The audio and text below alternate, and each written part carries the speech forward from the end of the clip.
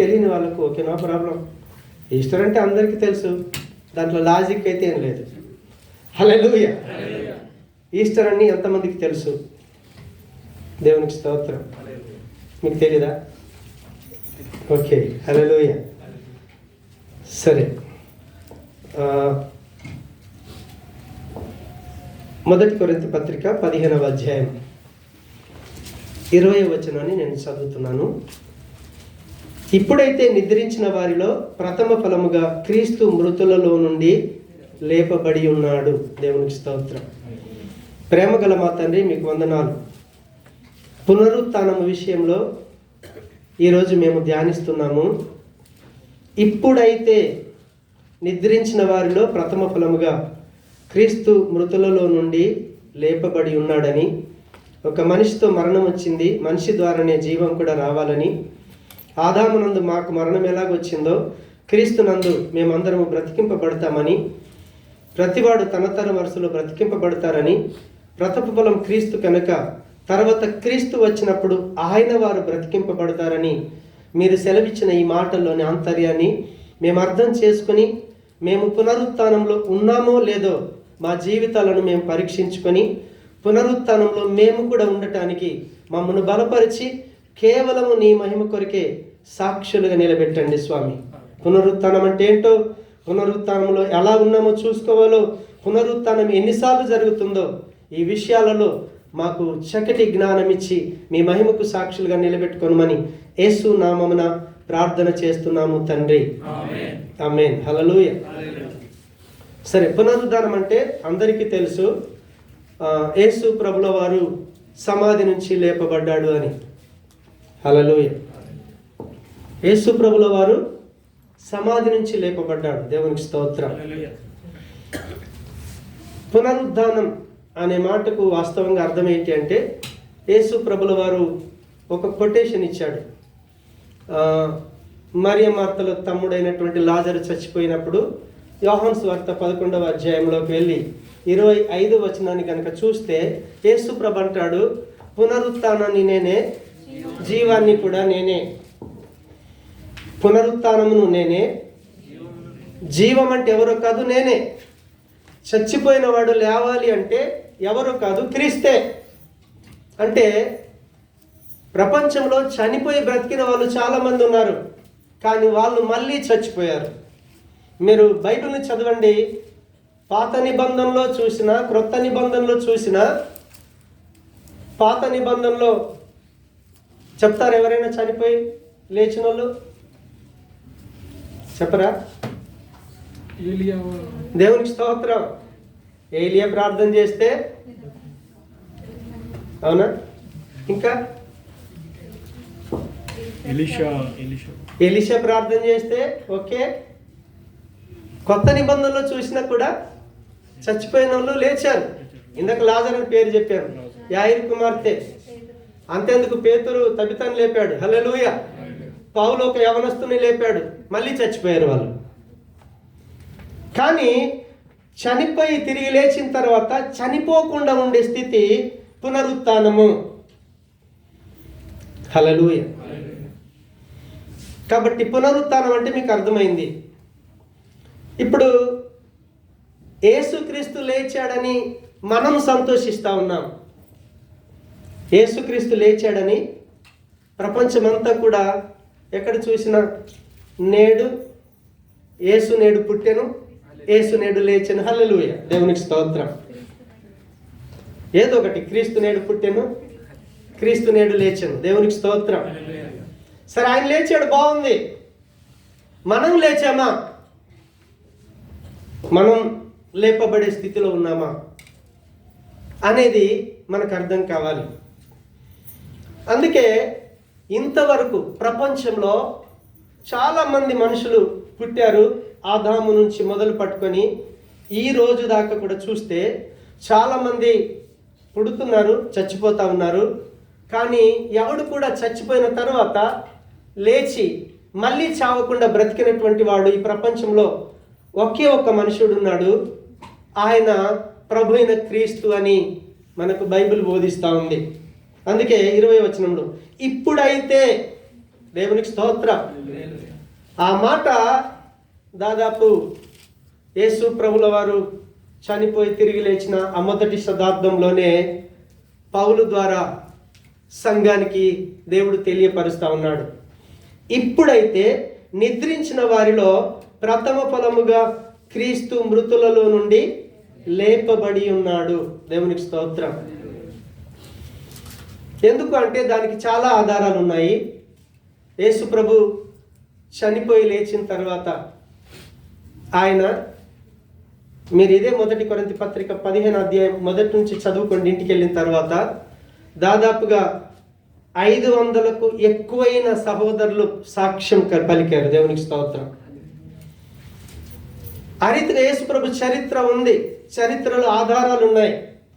వాటన్నిటికి మించి యేసు ప్రభు సమాధి ఖాళీ ఉంది. దేవునికి స్తోత్రం. అన్ని ఆధారాలు ఉన్నాయి. ఆయన లేచాడు, ఓకే, దేవునికి స్తోత్రం.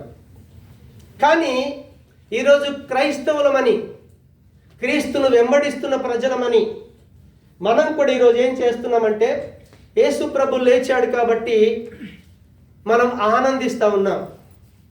ఆ ఆనందం నిజం కావాలి అంటే మరి నేను కూడా లేపబడే స్థితిలో ఉన్నాను అనే విషయం మనకు అర్థం కాకపోతే, లేకపోతే లేపబడే విషయంలో నేను నిజంగా ఉన్నానని ఆ కన్ఫర్మేషన్ కనుక నీకు లేకపోతే ఈ ఈస్టరు నీకు ఈస్టర్ కాదు, పండగ కానే కాదు, పండగ కానే కాదు. ఎందుకంటే యేసు ప్రభు స్వయంగా ఆయన వారు మాత్రమే, దేవునికి స్తోత్రం, 23వ వచనంలో ఈ ప్రపంచంలో పునరుత్థానం జరుగుతుంది. 2 పునరుత్థానాలు ఉంటాయి. ఒకటేమో జీవ పునరుత్థానము, అంటే వాళ్ళు దేవుని దగ్గరికి వెళ్తారు, దేవుడిచ్చే బహుమానాలు పొందుకుంటారు. ఆ జీవ పునరుత్థానంలో 3 సార్లు పునరుత్థానం ఉంటుంది. కానీ మృతుల పునరుత్థానం ఏదైతే ఉందో అది ఒకేసారి జరుగుద్ది, వాళ్ళను అప్పగించడానికే. సాతానును, వాని అనుచరులను, దుష్టులందరినీ, చెడు స్వభావంతో ఉన్న వాళ్ళందరినీ, రక్షణ లేని వారిని, క్రీస్తులో లేని వారందరినీ కూడా దేవుడు ఏం చేస్తాడంటే ఆయన ధవల సింహాసనం మీద కూర్చొని లాస్ట్కు నరకానికి అప్పగిస్తాడు. దేవునికి స్తోత్రం. హల్లెలూయా.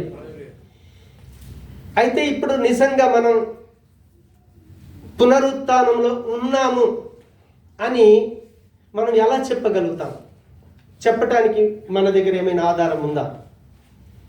ఏమన్నా ఎవిడెన్స్ ఉందా? బాప్తిస్మం ఒకటే, ఓకే. పరిశుద్ధాత్మ అభిషేకం పొందుకున్నామని ఎలా తెలుస్తుంది? భాషలు మాట్లాడుతున్నారు, ప్రార్థన చేస్తే అద్భుతాలు జరుగుతున్నాయి, బయటికి వెళ్ళి పాపం చేస్తున్నారు, అవునా కదా? సో ఇంకా బెట మనం సమాధి గెలిచిన ఆరాధన, చాలా సంతోషం. మనం సమాధి గెలిచామా? నేను అడిగిన ప్రశ్న. చూడండి, ఒక పిల్లోడు నేను ఎగ్జామ్లో పాస్ అవ్వాలి, పై అంతస్తుకు వెళ్ళాలంటే ఫస్ట్ ఒక స్కూల్లో జాయిన్ అవుతాడా? మీ పిల్లల్ని స్కూల్లో వేస్తున్నారా? మీరు చదువుకున్నారా? స్కూల్లో చదువుకున్నారు, దేవునికి స్తోత్రం. ఫస్ట్ ఆ పిల్లోడు స్కూల్లోకి వెళ్ళాలి, చిన్నప్పటి నుంచే స్కూల్కి పంపిస్తాం, హల్లెలూయా.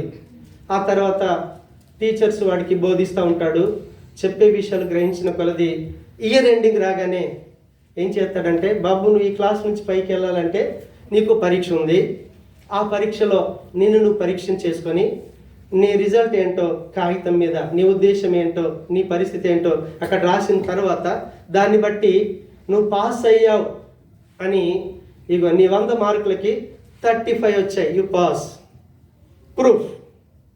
హల్లెలూయా. ఇప్పుడు మనము కూడా యేసు ప్రభులాగా ఆయన లేచాడు, దేవునికి స్తోత్రం. మనం కూడా పునరుత్థానంలో ఉన్నాము. రేపు ప్రొద్దున యేసు ప్రభు కనుక రేపే వస్తే నేను 100% లేపబడే వారి లిస్టులోనే ఉన్నాను అని మనకు అర్థం కావాలి. అర్థం కావాలి అంటే ఒక పిల్లోడు ఏ రీతిగా అయితే స్కూల్లోకి వెళ్ళాడో ప్రతి వ్యక్తి ఫస్ట్ క్రీస్తులోకి రావాలి. ఎక్కడికి రావాలి? మనం ఈ లోకంలో ఏ రీతిగా అయితే ప్రపంచంలో ఒక ఉన్నత స్థానంలోకి రావాలి, ఒక మంచి స్థితిలో జీవించాలి అంటే చిన్ననాటి నుంచే చదువుకొని విద్యాభ్యాసం చేసుకొని జ్ఞానాన్ని సంపాదించుకొని ఏ రీతిగా అయితే దేశాలను ఏలుతా ఉన్నారో, మంచి మంచి ఉన్నత స్థితిలో ఉంటున్నారో, మరి అందరికీ పైన ఉన్నవాడు దేవుడు ఒక్కడే. ఎవరున్నారు అందరికీ పైన ఉన్నవాడు? దేవుడు ఒక్కడే. మనం ఆ స్థితికి ఎదగాలి.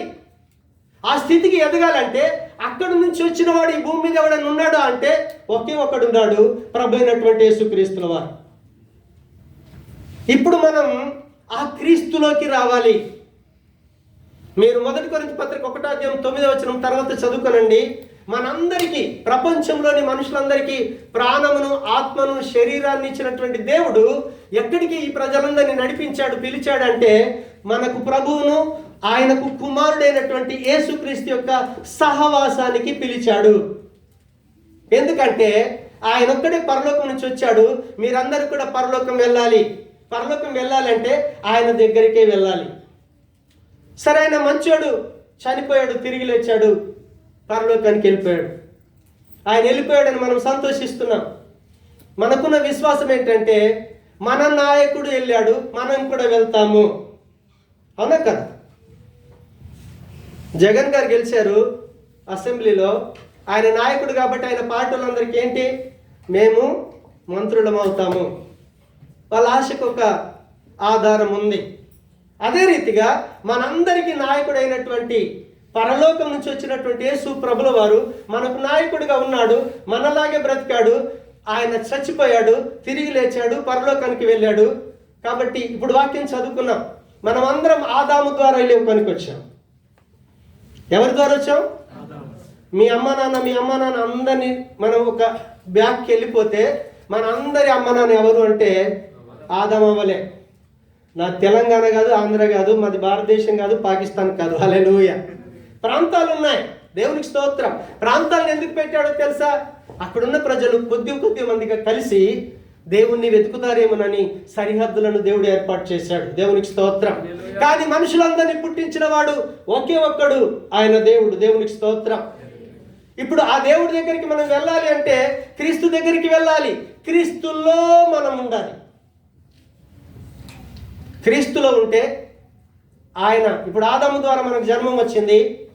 మనం ఈ లోకంలో పాపాలే చేస్తున్నాం. తప్పు చేయని మానవుడు ఈ ప్రపంచంలో ఎవడన్నా ఉన్నాడంటే ఎవడు లేడు. మనమందరం పాపులమే.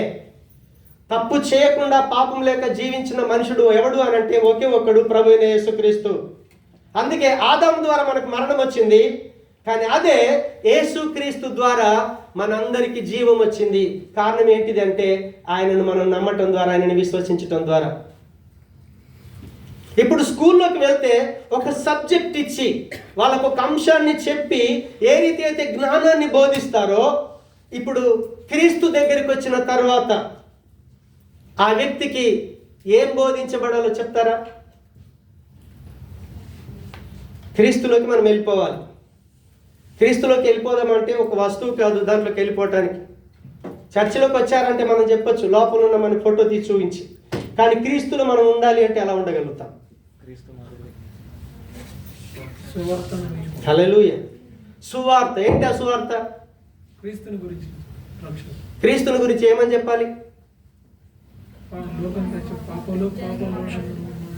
అందుకే బైబిల్లో వచనాలు చదివేటప్పుడు కొన్ని ఏం చేయాలంటే, మీరు సువార్త చెప్పాలనుకుంటే వాటిని నోటెడ్గా నిద్రలే పడినా సరే ఆ వచనం చెప్పేసారు. రక్షణకు సంబంధించిన ఎక్కడున్నాయి, బాప్తిసానికి సంబంధించిన ఎక్కడున్నాయి వచనాలు ఏం చేయాలంటే నోటెడ్గా ఉంచుకోవాలి. రోమపత్రిక 10వ అధ్యాయం ఒక్కసారి 13వ వచనాన్ని చూడండి త్వరగా. ఎందుకనగా 9వ వచనం దయచేసి. అదేమనగా యేసు ప్రభువని నీ నోటితో ఒప్పుకొని దేవుడు మృతులలో నుండి ఆయనను లేపెనని నీవు హృదయమందు విశ్వసించిన ఎడల నీవు రక్షించబడదు. దేవునికి స్తోత్రం. ఇప్పుడు మనం క్రీస్తులోకి రావాలి. క్రీస్తులోకి రాకంటే ముందు మనం ఎవరిలో ఉన్నామో చెప్తారా? క్రీస్తు దగ్గరికి రాలేమంటే ఎవరి దగ్గర ఉన్నాం? ప్రపంచంలో రెండే. అయితే నువ్వు దేవుడి దగ్గరన్నా ఉండాలి, లేదంటే నువ్వు దయ్యం దగ్గరన్నా ఉండాలి. బైబిల్ భాషలో సాతాన్ అంటాం, దయ్యం అంటారు, రకరకాలుగా. ఓకే, సో ఒక వ్యక్తి దయ్యం దగ్గర ఉన్నాడు అనుకోండి, దయ్యానికి సాతానికి ఎండింగ్లో నరకం ఉంది, ఆ వాళ్ళంతా అటే వెళ్ళిపోతారు. హల్లెలూయా. కానీ ఇప్పుడు మనం ఏం చేయాలంటే, క్రీస్తు దగ్గరికి వచ్చిన తర్వాత ఆ క్రీస్తుని గురించి సమాచారం ఏం తెలుపబడాలి అంటే, యేసే ప్రభు అని నోటితో ఒప్పుకొని, ఆ మాట మళ్ళీ చదువున్నాను, దేవుడు ఒప్పుకొని దేవుడు మృతులలో నుండి ఆయనను లేపెనని ఓకే ఓకే హల్లెలూయా. దేవుడు మృతులలో నుండి ఆయనను లేపెనని నువ్వు నమ్మాలి. యేసు ప్రభు ఎందుకొరకు చచ్చిపోయాడో చెప్తారా?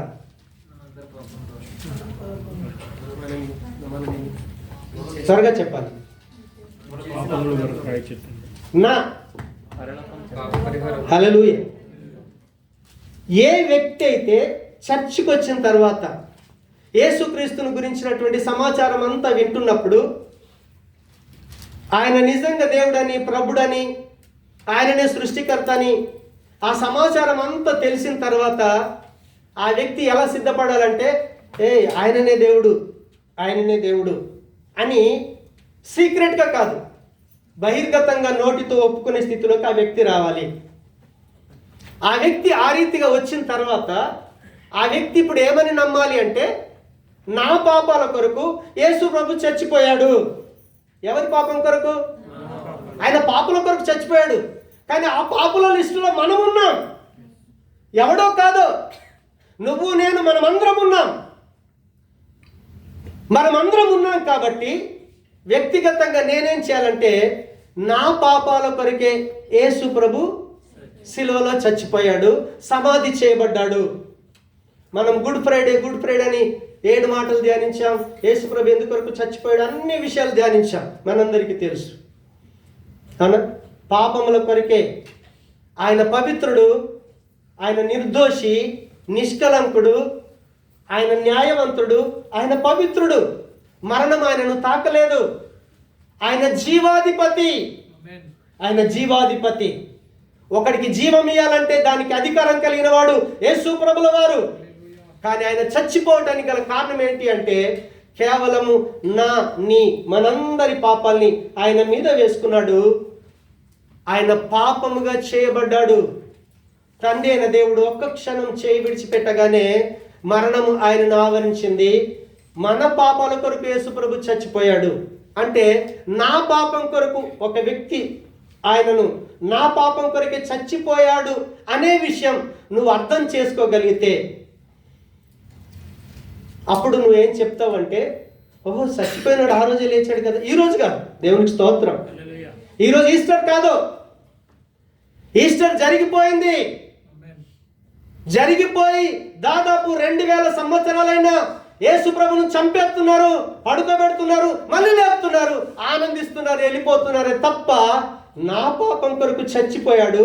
చచ్చిపోయినటువంటి యేసు ప్రభును దేవుడు మృతుల్లో నుంచి లేపాడని నువ్వు నమ్మగలిగితే దేవునికి స్తోత్రం.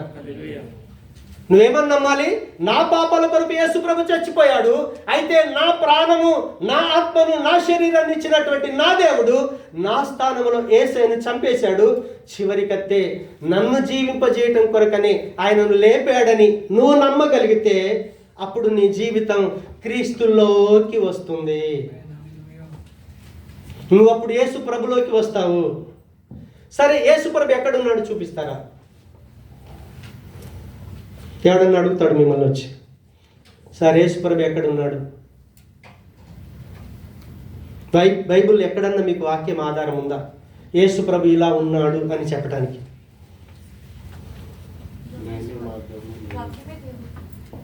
యేసు ప్రభు ఇలా ఉన్నాడు, వాక్యం దేవుడు ఓకే చూపి అన్నాడు అనుకోండి, ఏం చూపిస్తారు? కనిపించడు. హల్లెలూయా. ఒకసారి వాక్యంలోకి వెళ్ళి చూద్దాం.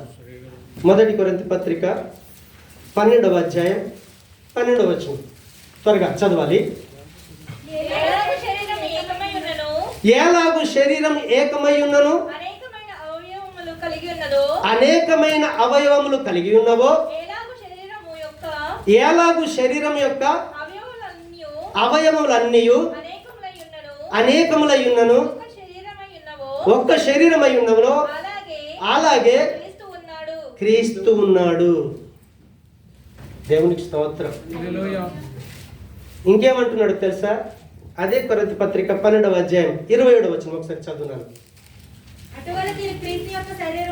అటువలే మీరు క్రీస్తు యొక్క శరీరమై ఉండి వేరు వేరుగా అవయవాలై ఉన్నారు. ఇప్పుడు మీరు జవాబు చెప్పగలుగుతారా? క్లూ ఇచ్చాను మీకు. నేను మీకు ఆధారం ఇచ్చాను. యేసుప్రభు ఎక్కడున్నాడో చెప్తారా? హల్లెలూయా. సంఘము, సంఘము, సంఘము. ఎఫెసీ పత్రిక 5వ అధ్యాయం 25వ వచనం చూడండి. యేసుప్రభు ఎవరిని ప్రేమిస్తున్నాడు అని అంటే సంఘమును ప్రేమించి, సంఘమును ప్రేమించి. నువ్వు ఎక్కడ ఉంటున్నావో అక్కడ ఉన్నటువంటి స్థానికంగా సంఘములో నువ్వు ఉంటే ఎవరిలో ఉన్నావు? నువ్వు యేసుక్రీస్తులో ఉన్నావు. సంఘానికి నీకు సంబంధం లేదనుకోండి. ఎవరికి సంబంధం లేదు? ఎవరితో సంబంధం లేదు?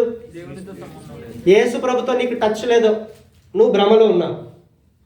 చాలామందిని అడగండి, నేను ప్రార్థన చేసుకుంటున్నాను సార్, వాక్యం చదువుకుంటున్నాను, లైవ్లో వాక్యం చూస్తున్నాను, నేను క్రైస్తవుని అని చెప్పుకుంటున్నారు. బైబిల్ ఏం చెప్తుంది? అది కరెక్ట్ అని చెప్తుందా?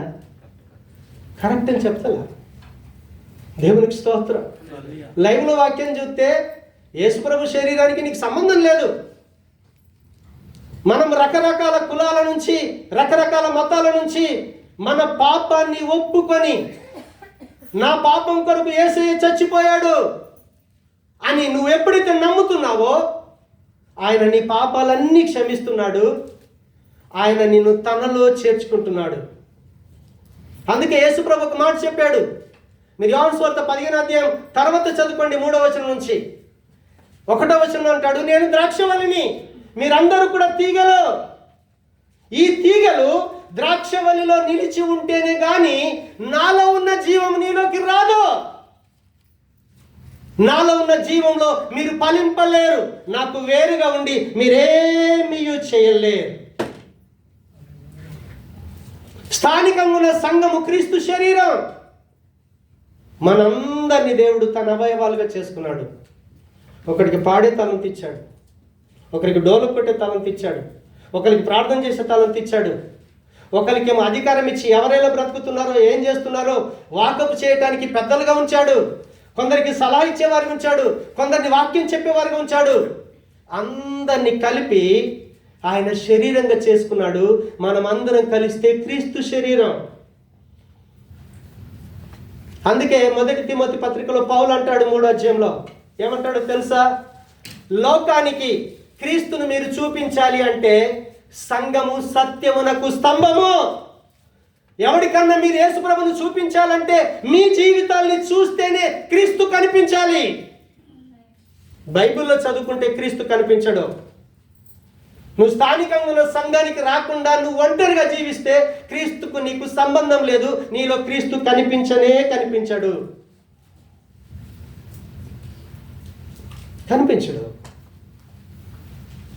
స్థానిక సంఘము క్రీస్తు శరీరం. ఆ శరీరంతో నీకు సంబంధం ఉందా? స్థానికంగా నువ్వు ఎక్కడ ఉంటున్నావు? సపోజ్ ఇక్కడ ఉన్నావు, నో ప్రాబ్లం, ఇంటికి వెళ్ళిపోయావు, అక్కడ సంఘం ఉంది. సడన్గా నిన్ను ట్రాన్స్ఫర్ చేసి సౌదీకి పంపించారు, అక్కడ సంఘం ఉంది. ఎందుకంటే దానికి ప్రతినిధి యేసుప్రభే. అక్కడ సేవకుని నిలబెట్టాడు, అక్కడున్న సంఘాలు ఉన్నాయి. అక్కడ నువ్వు ఎప్పుడైతే ఒక ప్రాంతానికి వెళ్తున్నావో వాక్యాన్ని సరిగా బోధిస్తూ తండ్రి కుమార పరిశుద్ధాత్మ విషయంలో నీకు బోధించగలిగితే నువ్వు అక్కడ స్థిరపడాలి. ఎందుకంటే అది ఆయనది, ఇది నాది కాదు. సంఘం జేమ్స్ పాస్టర్ది కాదు. ఈరోజు టక్కీమని ఆయన ప్రాణాన్ని తీసేసుకున్నాడు అనుకో, నా బాడీ క్లోజ్ అవుద్ది. జేమ్స్ పాస్టర్ సంఘం అయితే ఏడంటే ఇడిచి వెళ్ళిపోయాడు అంటారు మీరు. నాది కాదు ఇది, అది ఆయనది. మనమందరం ఆయన వారం. యేసు ప్రభుల వారు చనిపోయి తిరిగి లేచాడు, ఆయన ద్వారా మనకు జీవం వస్తుంది. ఆయన అంటున్నాడు, ఆయన మధ్యాకాశానికి వచ్చినప్పుడు ఆయన వారు మాత్రమే. ఇందాక చదివాం మనం 1:15-23 వచ్చింది. మొట్టమొదటి క్రీస్తు లేపబడ్డాడు, మీ అందరికి ప్రూఫ్ ఇచ్చేశాడు. కానీ ఎవడైతే తన పాపం విషయంలో యేసయ్య చనిపోతే, నా పాపం కొరకు చనిపోయిన నా యేసయ్యను నాకు ప్రాణాత్మ శరీరాన్ని ఇచ్చిన నా దేవుడు లేపాడని నువ్వు నమ్మగలిగితే అప్పుడు నువ్వు క్రీస్తులోకి వస్తావు. క్రీస్తులోకి వచ్చిన తర్వాత ఆయన శరీరంతో అంటకట్టబడతావు. సహవాసం లేకుండా నువ్వు జీవించలేవు.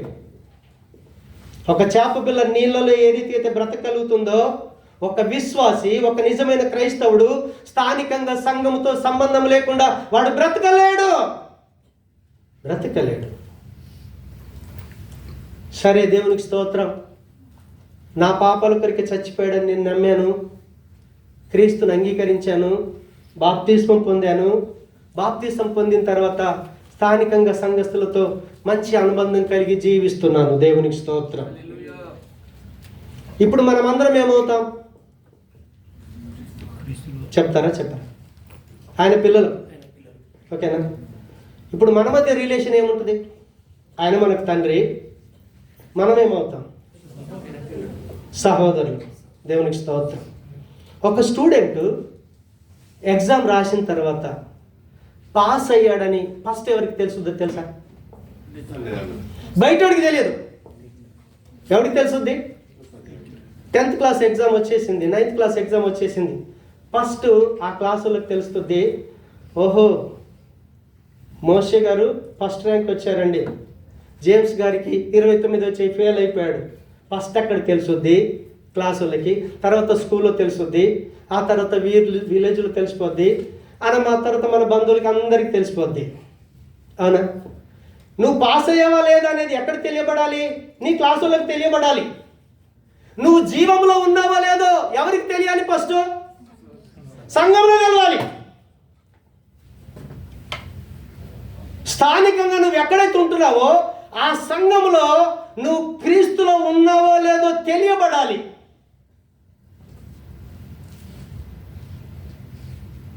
ఆ తర్వాత బయట వాళ్ళ సంగతి మనకు అనవసరం.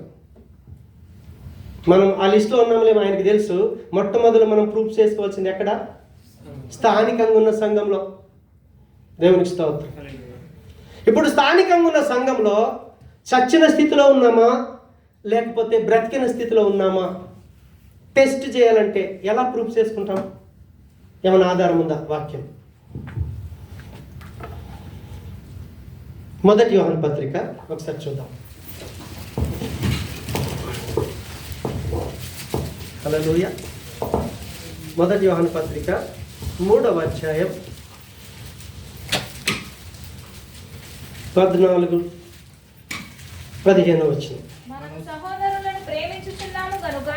మనము సహోదరులను ప్రేమించుచున్నాము గనుక 13వ వచనం కూడా చదువుతున్నాను. సహోదరులారా, లోకము మిమ్మల్ని ద్వేషించిన యెడల ఆశ్చర్యపడకండి. మనము సహోదరులను ప్రేమించుచున్నాము గనుక మరణములో నుండి జీవములోనికి దాటి ఉన్నామని ఎరుగుదుము. ప్రేమ లేనివాడు మరణమందు నిలిచి ఉన్నాడు. తన సహోదరుని ద్వేషించువాడు నరహంతకుడు. ఏ నరహంతకుని అందును నిత్య జీవం ఉండదని మీరు ఎరుగుదురు. హల్లెలూయా. ఇప్పుడు మనమంతా ఒక కుటుంబం కదా, మనందరి గుణ లక్షణాలు ఒకే రకంగా ఉంటాయా? ఉండవు బిడ్డ. కుటుంబం ఉంది కదా, కుటుంబంలో అమ్మ, నాన్న, తమ్ముడు, చెల్లి, అన్నదమ్ములు ఉంటాము. అందరి ప్రవర్తన ఒకే రకంగా ఉంటుందా? ఉండదు. హల్లెలూయా. దేవునికి స్తోత్రం. అవునా? రకరకాల మెంటాలిటీ. కానీ వాళ్ళు అదే కుటుంబంగా ఉంటారా? ఇంట్లో నుంచి వెళ్ళిపోతారా? జాన్ పాల్ తప్పు చేశాడు. తప్పు చేస్తే మా అమ్మ అక్కడ నిలబడింది. సునీతమ్మ తీసుకెళ్ళి అమ్మ ముందు నుంచే కొడతా ఉంది. వీపు మీద కొడతా ఉంటే సౌండ్ వస్తుంది. మా అమ్మ అంటుంది, ఏంటమ్మా ఆ పిల్లోని చంపేస్తావా, నువ్వు ఇటు రారా అంటుంది. వాడు అంటున్నాడు, నేను నీ దగ్గర రాను, మా అమ్మ దగ్గరే ఉంటా. నిజం, నేను నీ దగ్గరికి రాను, నేను మా అమ్మ దగ్గరే ఉంటాను. అది కొడుతుందిరా, నో ప్రాబ్లం, మా అమ్మ దగ్గరనే నేను ఉంటాను. ఎందుకు వాడికి తెలిసిందేంటి? కొట్టిన అమ్మనే, తిట్టిన అమ్మనే, పెట్టిన అమ్మనే. అవునా? ఇప్పుడు మనం అందరం కూడా రకరకాల మనస్తత్వాలు మనకున్నాయి, నో ప్రాబ్లం. ఒకరు నిన్ను అర్థం చేసుకోలేకపోవచ్చు, ఒకరు నిన్ను ద్వేషించవచ్చు, ఒకరు నిన్ను తిట్టొచ్చు. మనమంతా కుటుంబం, మన తండ్రి దేవుడు. మనలో ఆల్రెడీ చెడిపోయిన స్వభావం ఉంది. సైతాన్ యొక్క అధికారం కింద జీవించాం. మనలో కక్షలు ఉన్నాయి, క్రోధాలు ఉన్నాయి, అవిధేయత ఉంది, లోబడనితనం ఉంది, తిరుగుబాటుతనం ఉంది, అన్నీ ఉన్నాయి.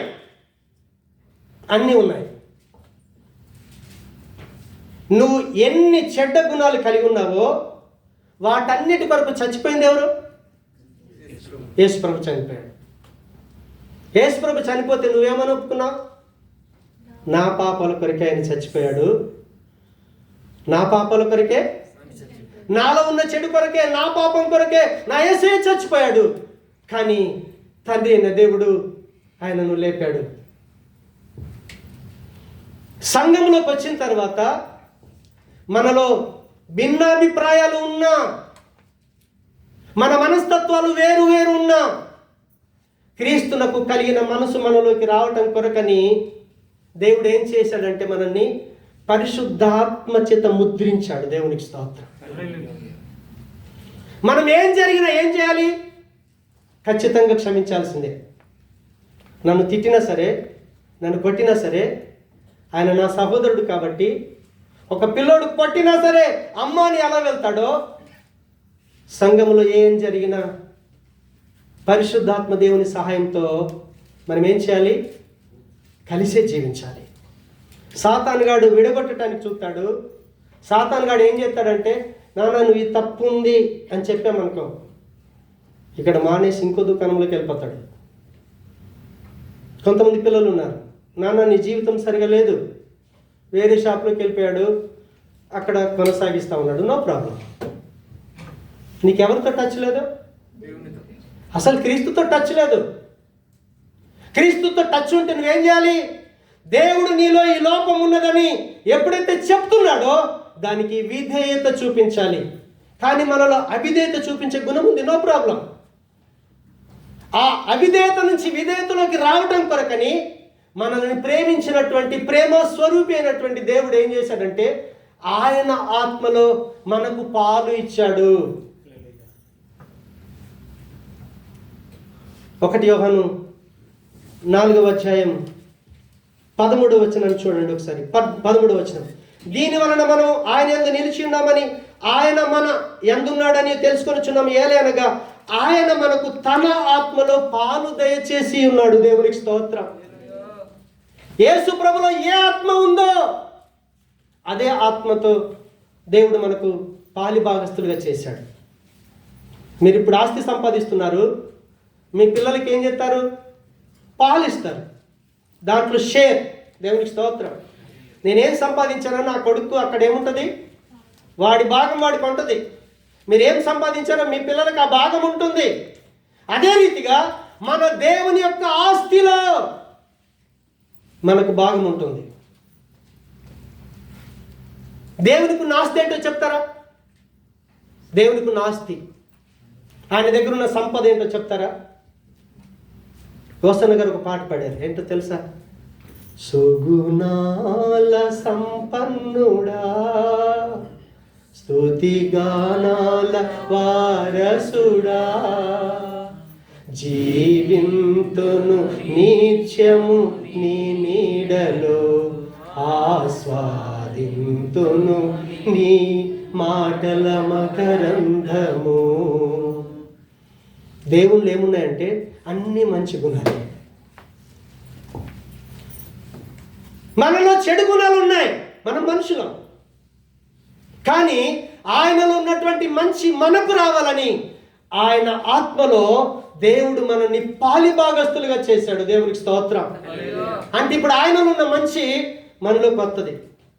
ఆయనలో ఉన్న పవిత్రత మనలోకి వస్తుంది, ఆయనలో ఉన్న నీతి మనలోకి వస్తుంది, ఆయనలో ఉన్న న్యాయం మనలోకి వస్తుంది. ఆయన ఆత్మ మనల్ని ఎప్పుడైతే ఆవరిస్తుందో, పరిశుద్ధాత్మతో ఎప్పుడైతే మనం టచ్ అవుతామో, అప్పుడు పరిశుద్ధాత్మ దేవుడు ఏం చేస్తాడంటే దేవుని ప్రేమ చేత నింపుతాడు. దేవుని ప్రేమ ఎక్కడైతే ఉంటుందో అక్కడ ఐక్యత ఉంటుంది. దేవుని ప్రేమ ఎక్కడ ఉంటుందో, దేవుని ప్రేమలో ఏముందట? డంబము లేదు, ఇంకేమీ లేదు. మీరు 1 కొరింథీ పత్రిక 13వ అధ్యాయం అంతా చదవండి, ఎంత ఎక్సలెంట్గా యేసు ప్రభు ప్రేమలు ఉందో. దేవునికి స్తోత్రం, హల్లెలూయా. ఆయన అంటాడు చూడండి, 1 కొరింథీ పత్రిక 13వ అధ్యాయంలో, దీర్ఘకాలం సహిస్తుంది, దయ చూపిస్తుంది, మత్సరపడదు, డంబంగా ప్రవర్తింపదు, ఉప్పొంగదు, అమర్యాదగా నడవదు, సప్రజాయాన్ని విచారించుకొనదు. దేవుని యొక్క ప్రేమ మన దోషములన్నిటినీ కప్పేస్తుంది. దేవునికి స్తోత్రం. యేసు ప్రభు చూడండి, ఒక స్థలానికి వెళ్ళాడు, శిష్యులు అంటున్నారు, ఏమయ్యా యేసు నీకు బుద్ధి ఉందా? ఇప్పుడే వాళ్ళు కొట్టారు కదా, నో ప్రాబ్లం, నేను వాళ్ళ దగ్గరికి వెళ్తాను. హల్లెలూయా.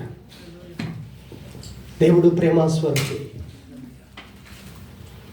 దేవుడు ప్రేమస్వరూపి కాబట్టి దేవునిలో మనం పుట్టాము అని అనుకుంటే దానికి ఒకే ఒక నిదర్శనం. ఇందాక మనం 1 యోహాను మనం చదివాను 3వ అధ్యాయంలో ఏమంటున్నాడు? మనము సహోదరులను ప్రేమించుచున్నాము కనుక మరణములో నుండి జీవములోనికి దాటి ఉన్నాము. హల్లెలూయా. మనం పాపులమే, మనం మరణంలోనే ఉన్నాము, కానీ ఆ మరణాన్ని దాటావని ప్రూఫ్ ఏంటి? దేవునికి స్తోత్రం. నువ్వు మరణంలో లేవో, జీవంలోనే ఉన్నావో, ప్రూఫ్ ఏంటి? నీ సహోదరుని నువ్వు క్షమించగలిగిన నాడే, నీ సహోదరిని నువ్వు క్షమించగలిగిన నాడే. ఒకవేళ నువ్వు క్షమించలేవనుకోండి, ద్వేషించే గుణం సాతానుది, లోబడని గుణం సాతానుది, అవిధేయత గుణం సాతానుది. సైతాను అధికారం కింద ఉన్నప్పుడు అవన్నీ మామూలే. మనం 13వ వచనంలో చదివాం కదా ఇంతకుముందు, సహోదరులారా లోకము మిమ్మల్ని ద్వేషించిన యెడల ఆశ్చర్యపడకండి, ఎందుకంటే సాతాను దగ్గర ఉన్నది అదే, కానీ మన యేసయ్య దగ్గర అది లేదు.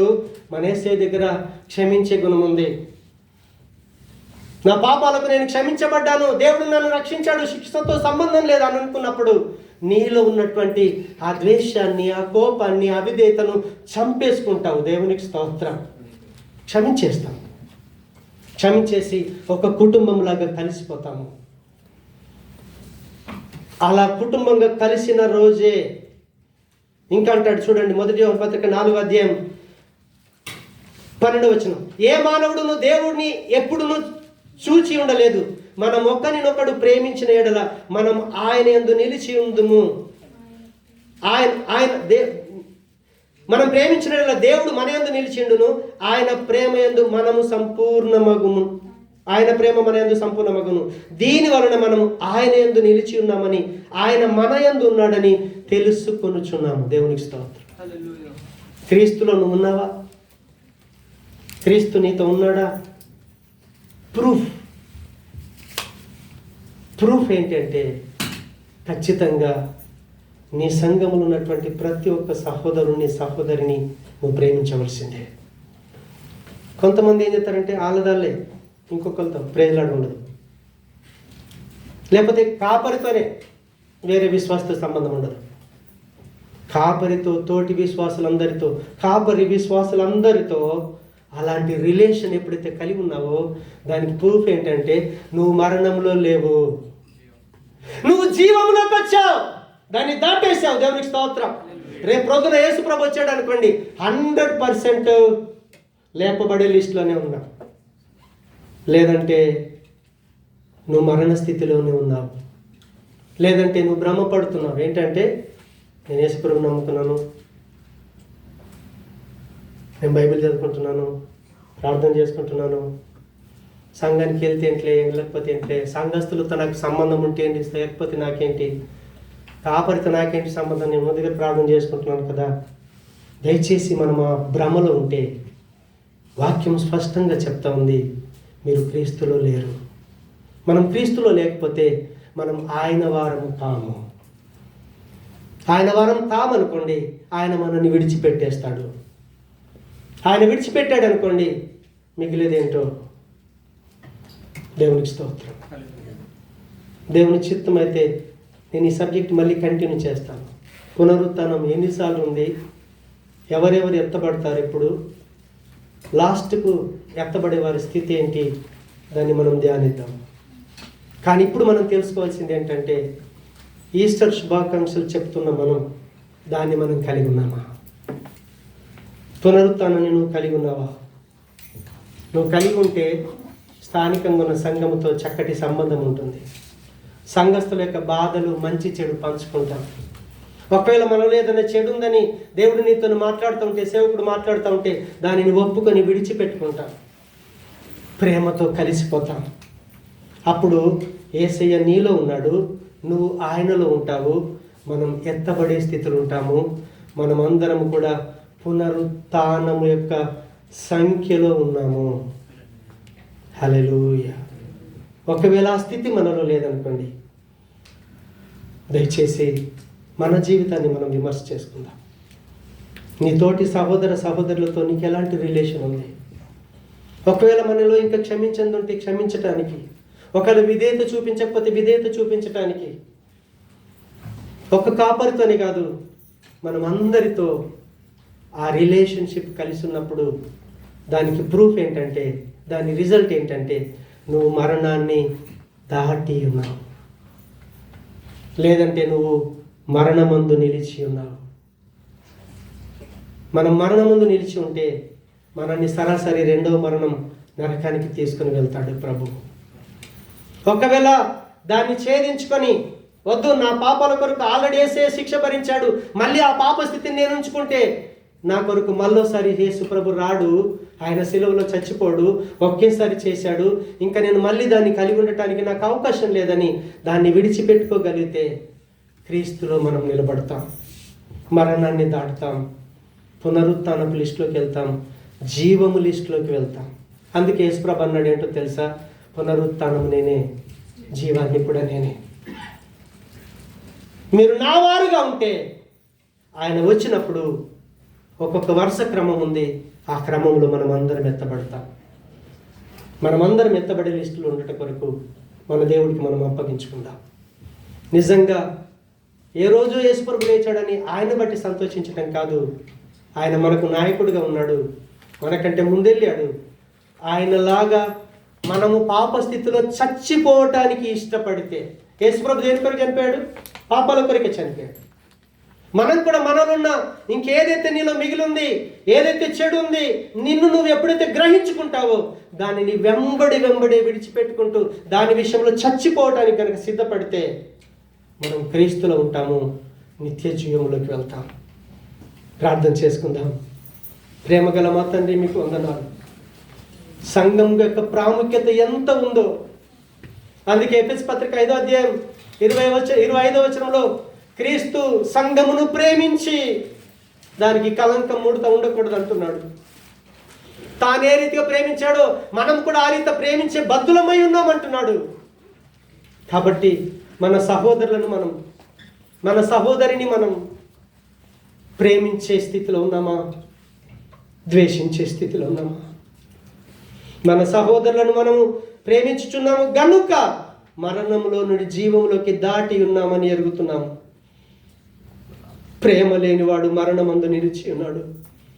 ప్రేమ లేనివాడు మరణంలో ఉంటున్నాడు. తన సహోదరుని ద్వేషించేవాడు నరహంతకుడు. ఏ నరహంతకుని యందు నిత్య జీవం ఉండదని వాక్యం సెలవిస్తూ ఉంది. ప్రభా, ఇంకా నాలో ఏ చెడు ఉందని నేను గ్రహిస్తున్నానో నేను దానిని ఈరోజు విడిచిపెట్టుకోవటం కొరకు ఆత్మదేవ నాకు సహాయం చేయను. దేవుని యొక్క ప్రేమ కావాలి, దేవుని యొక్క పవిత్రత కావాలి, దేవుని యొక్క నీతి న్యాయాలు కావాలి. క్రీస్తులాగా జీవించాలి, క్రీస్తులాగా నీ దగ్గరికి రావాలి. ఆ రీతిగా నన్ను బలపరచండి, మమ్మల్ని అందరినీ బలపరచండి. నిజమైన పునరుత్థానం మా జీవితంలో మేము అనుభవిస్తూ దానిని ప్రకటించుటకు మమ్మల్ని బలపరిచి కేవలము నీ మహిమ కొరకు మమ్మల్ని అందరినీ సాక్షులుగా నిలబెట్టుకొనుమని యేసు నామమున ప్రార్థిస్తున్నాము తండ్రి. ఆమేన్.